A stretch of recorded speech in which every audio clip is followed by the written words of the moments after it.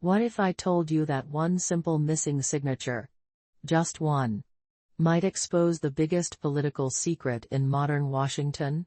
And what if that signature was the only thing stopping the American people from learning what powerful men were really doing behind closed doors? Today, you will see how one congresswoman looked straight into the camera and asked the question that others were too afraid to even whisper.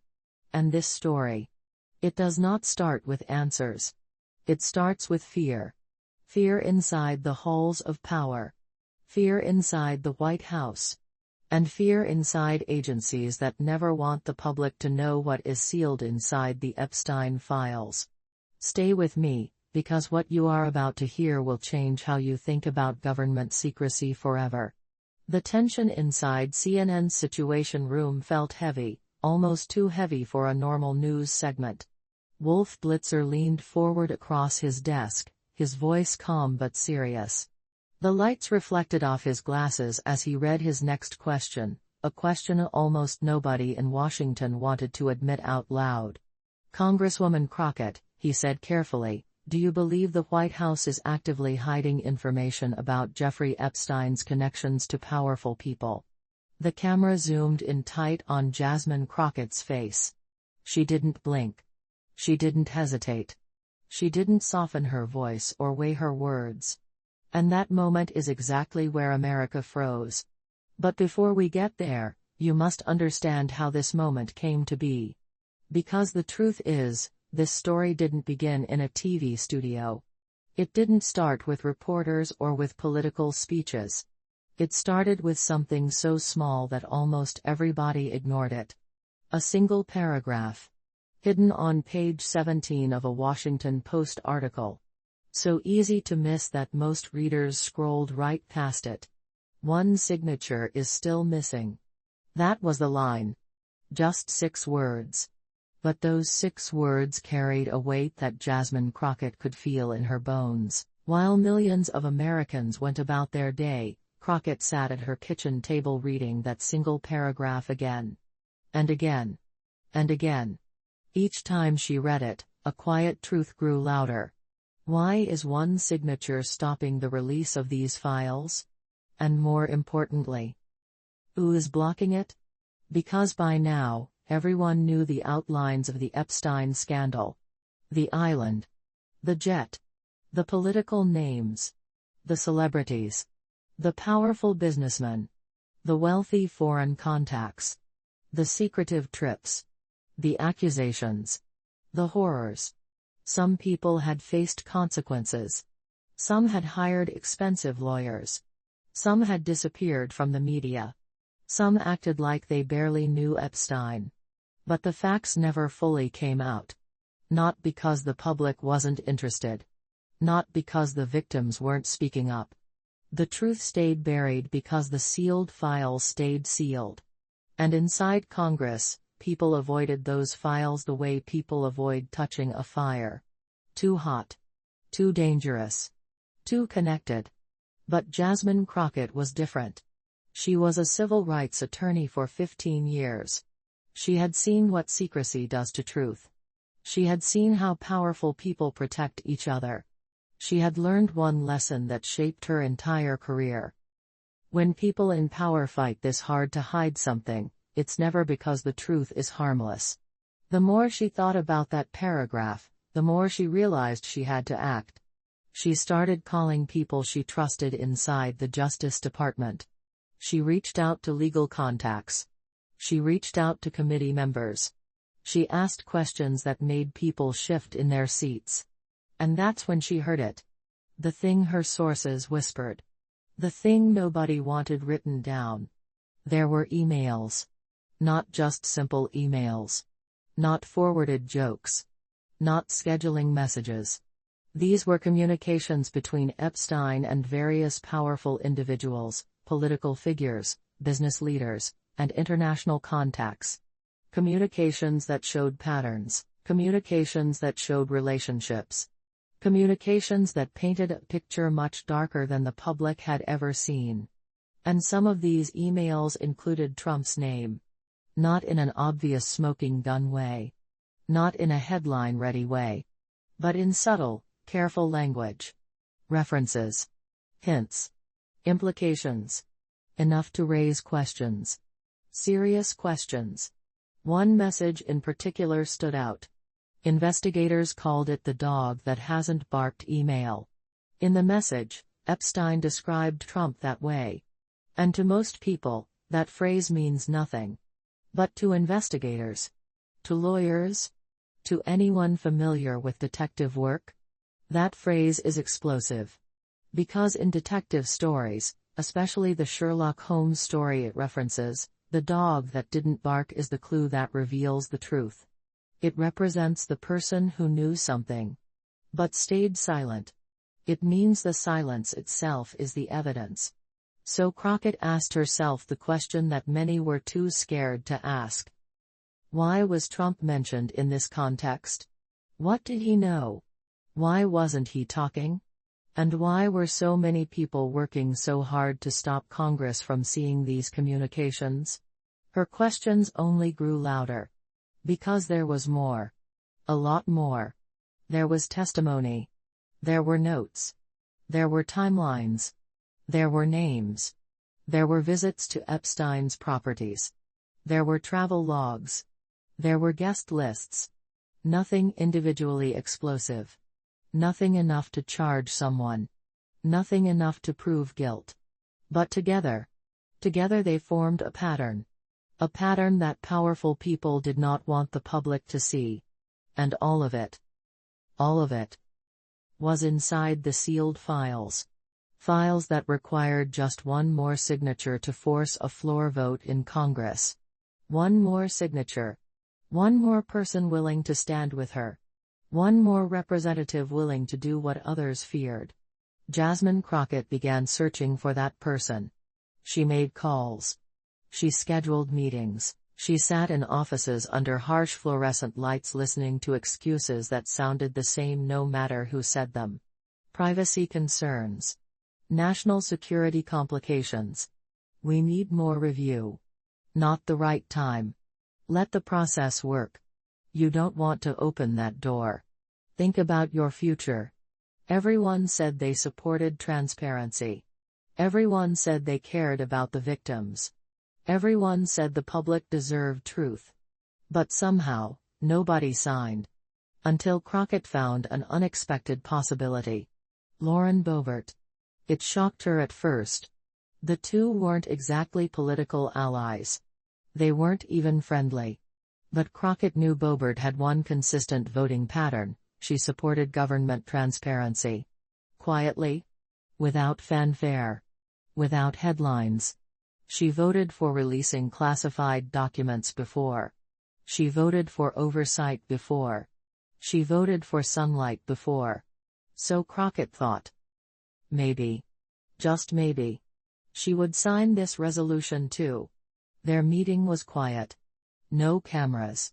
No microphones. Just two congresswomen in a plain, narrow room with generic chairs and stale air. Crockett laid out her case simply. This isn't about Trump, she said.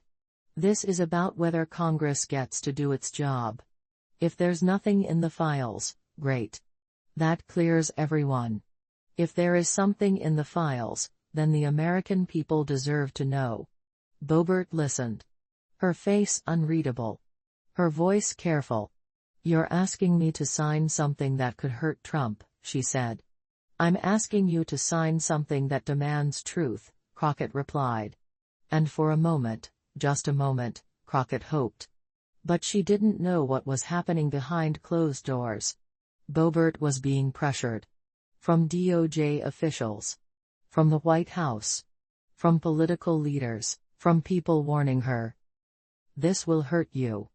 Don't sign. Stay out of it. This is dangerous. You don't want to be part of this. And then she said the words that told Crockett everything. I need more time. That is the exact moment when Jasmine Crockett realized the truth. If she didn't take this story public, it would die quietly. Just like the files. Just like the truth. So she called CNN. And she asked for an exclusive. She decided she would explain, on national television, why America deserved to know what was in the Epstein files. This decision would start a firestorm. A political earthquake. A battle that would shake Washington in ways nobody expected. What happens when one truth becomes too big to hide? What happens when one voice refuses to stay quiet, even while the most powerful people in the country begin to feel nervous? You are about to see what Jasmine Crockett said next on live television, because the moment she opened her mouth again, Washington stopped pretending. And this time, the fight would not stay behind closed doors. Crockett sat across from Jake Tapper just hours after her explosive exchange with Wolf Blitzer. Her phone had not stopped buzzing. Her staff had been trying to manage the sudden wave of messages, calls, warnings, and, most of all, fear. But Crockett herself remained calm, almost unnaturally calm, like someone who knew she had already crossed the line where returning to silence was no longer an option. And it all picked up right after the sentence she had said before. The next moment, the next sentence, the next question on live TV would change everything. Now she sat in the studio light once again. And she knew exactly what she wanted to say.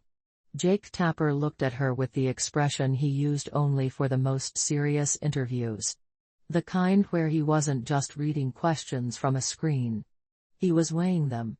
He cleared his throat. "Congresswoman, the White House says your claims are irresponsible. They say you are misrepresenting classified processes. They say you're creating unnecessary fear. What is your response to that?"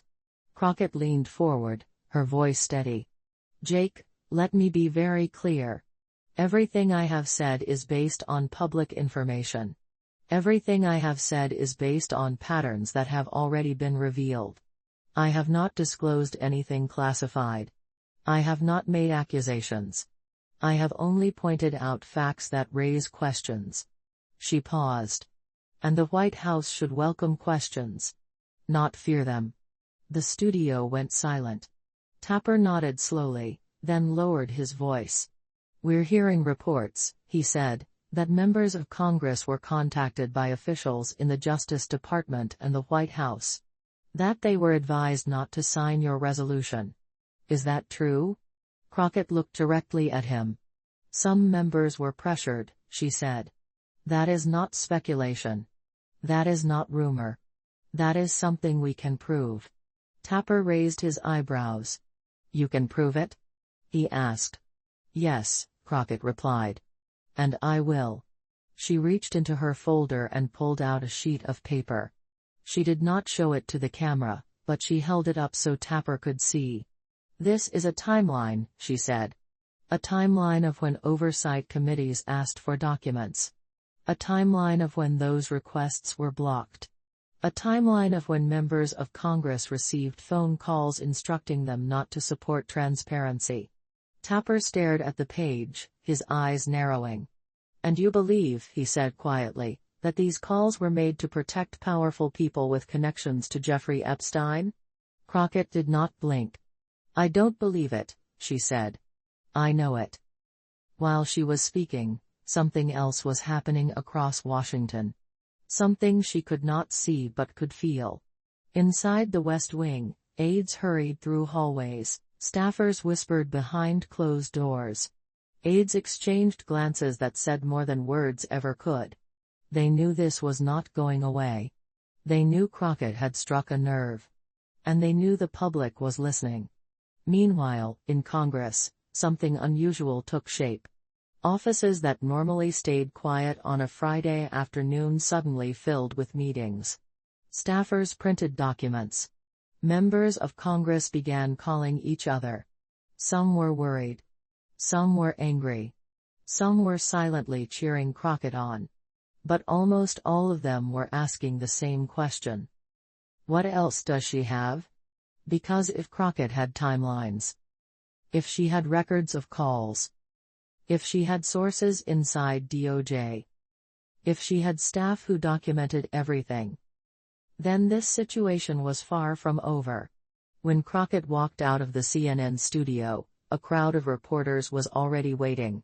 Microphones extended forward. Cameras turned. Voices overlapped. Is the White House hiding something? Do you believe the sealed Epstein files include names of current officials? Are you accusing anyone directly? Do you have proof? What happens next? Crockett stopped on the sidewalk and spoke calmly. I am not accusing anyone, she said. I am demanding transparency. What happens next depends on whether Congress decides it still believes the American people deserve the truth.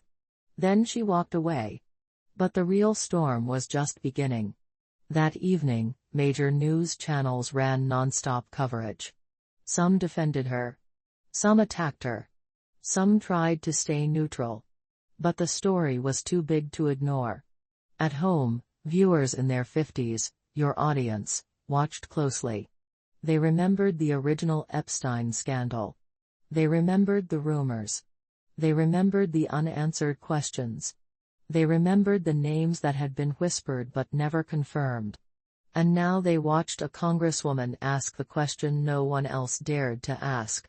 And they stayed watching. The next morning, Crockett arrived at her Capitol Hill office earlier than usual.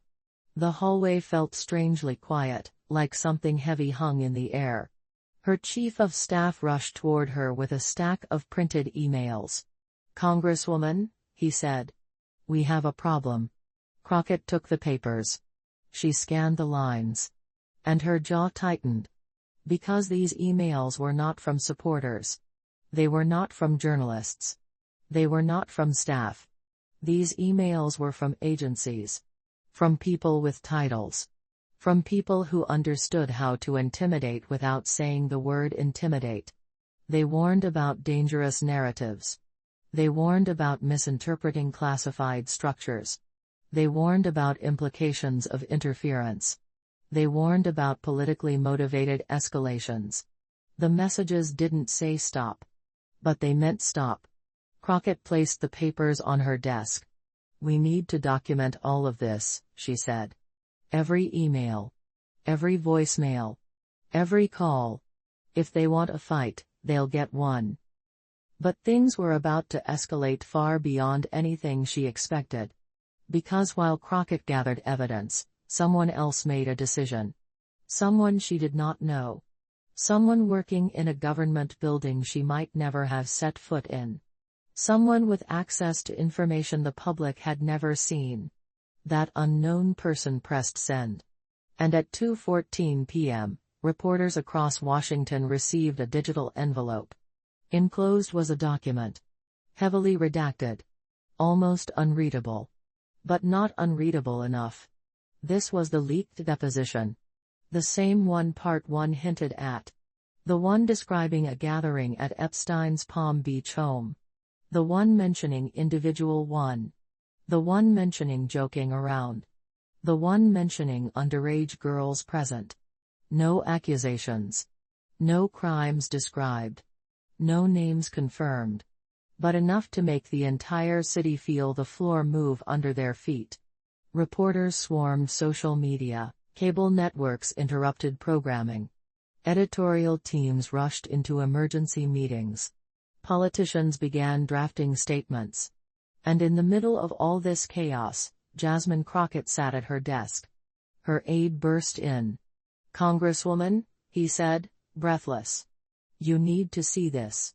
She opened the document. She read every line. Slowly. Carefully. Twice. Then she leaned back in her chair and clasped her hands. This is what they were afraid of, she said softly. But the leak wasn't the only surprise. Because 30 minutes later, Crockett received a message on her secure line. A message she had not expected. A message from an unnamed DOJ contact. It said only. You were right. They're coordinating. Be careful. That was it. No signature. No sender. No explanation. But it was enough. Enough to confirm what she had suspected. Enough to prove her instincts right. Enough to show she was not alone. And enough to make the next step clear. She needed to call a press conference. That evening, Crockett stood at a podium under harsh lights. Dozens of reporters filled the room. Cameras pointed at her. The air smelled like tension. She raised the leaked document. "This is why they fought transparency," she said. "This is why they pressured members of Congress. This is why they told us to stay quiet." She lowered the paper. "This isn't about politics. This isn't about parties. This is about power. And when power hides information that the American people deserve to know, our democracy breaks." The room erupted in questions. But Crockett wasn't done. She held up a second document. A timeline. A detailed one. And for the first time, she revealed dates, requests, denials, delays, and calls, all carefully documented by her office. "This," she said, "is interference. This is coordination. And this is unacceptable." The room went silent. Reporters wrote furiously. Cameras rolled. And millions of Americans watched. Meanwhile, inside the White House, a different conversation was happening. Advisors gathered in a dim room. Screens displayed news headlines. Phones buzzed nonstop. "We need a response," one advisor said. "We need to get ahead of this," another insisted. "We need to shut this down," a third whispered. Press Secretary Caroline Leavitt prepared a statement. Senior staff crafted talking points. Officials drafted warnings. And all of them shared the same fear. If Crockett kept going. If Congress kept asking. If the public kept demanding. Then the sealed files could become impossible to protect. In Washington, nights are usually calm. But that night, the city felt electric. Journalists stayed late in their offices. Committee members met behind closed doors. Staffers whispered in corridors. Lobbyists called their clients. And through all of it, one question echoed. What will Crockett do next? Because this was no longer just a resolution. No longer just a request. No longer just a TV interview. This was a battle. And it was far from over. Meanwhile, Crockett sat alone in her office, looking out the window as the city lights flickered below. Her staff had gone home hours ago. The hallways were quiet. She picked up the leaked document again. Then she picked up the timeline. Then she picked up the anonymous memo that had arrived earlier. She laid them out side by side on her desk. 3 documents. 3 pieces of a puzzle. 3 hints at a truth too large to ignore. As she stared at them, a realization washed over her. This isn't about one signature anymore, she whispered. This is about the system. She closed her eyes. And that is when she made the decision that would shape Part 3. A decision that would take this fight out of committee rooms. Out of studios. Out of back-channel calls. And into the one place where secrets fear the light most. The House floor. Crockett knew she could not wait anymore. The pressure was growing, the noise was louder every hour. Reporters were calling nonstop. Some members of Congress were panicking. Some were hiding. Some were quietly rooting for her. But none of that mattered now. She walked toward the House chamber with a calm, steady stride. Her staff followed silently behind her. Every step echoed in the long marble hallway. Every step felt heavier than the last. Because she knew what she was about to do. She was going to make the entire Congress face the truth publicly. On the record. Where the cameras could see. Where the American people could watch. She reached the double doors. She took a breath. And she walked inside. The chamber was already full. Members sat in their seats, whispering. Some pretended not to look at her. Others looked directly at her, their expressions tight. Crockett walked directly to the front. She placed her documents on the podium. She lifted her gaze. She spoke clearly, slowly, and powerfully. Today, she said, I am not asking for anything secret. I am not asking for anything dangerous. I am not asking for anything political. I am asking for something simple. Something basic. Something that every American deserves. She held up the timeline. This, she said, is proof of interference. Then she held up the leaked document. This, she continued, is why they do not want oversight. Then she lifted the anonymous memo. And this. This shows we were right to ask questions. She paused. The chamber was silent. I stand here today because we cannot call ourselves a democracy if Congress is too afraid to read the truth. We cannot protect victims if we protect powerful people instead. And we cannot serve the American people if we choose secrecy over accountability. She placed her hands on the podium. So I am asking, no, I am demanding, that this body reopen the resolution. That this body vote. That this body decide whether the truth deserves sunlight or darkness. A murmur moved through the room. Some faces hardened. Some looked nervous. Some looked inspired. Then she delivered the final blow. One missing signature was all they needed to stop this. But today, I am telling you. One voice is all it takes to start it again. Her words echoed across the chamber. And in that moment, whether they agreed or not, every person in that room knew she had changed something. The conversation. The narrative. The silence. The fear. She stepped away from the podium. Her heart steady. Her head held high. Outside, the media flooded toward her. Questions flew. Voices overlapped. Lights flashed. But she did not panic. She did not hide. She spoke with the same calm strength. This isn't over, she said. And it won't be over until the truth is free. And America watched. Because sometimes one person asking the right question at the right time can shift the entire weight of a nation. Sometimes one voice can break the silence that has gone on for too long. And sometimes one missing signature is all it takes to expose the truth that powerful people hoped you would forget. If this story opened your eyes today, hit that like button right now. It helps more people see the truth. And if you want more deep stories about power, secrets, and the fights that actually matter, make sure you subscribe to the channel. Before you go, tell us in the comments. Do you think Congress should be allowed to read the sealed Epstein files? Your voice truly matters.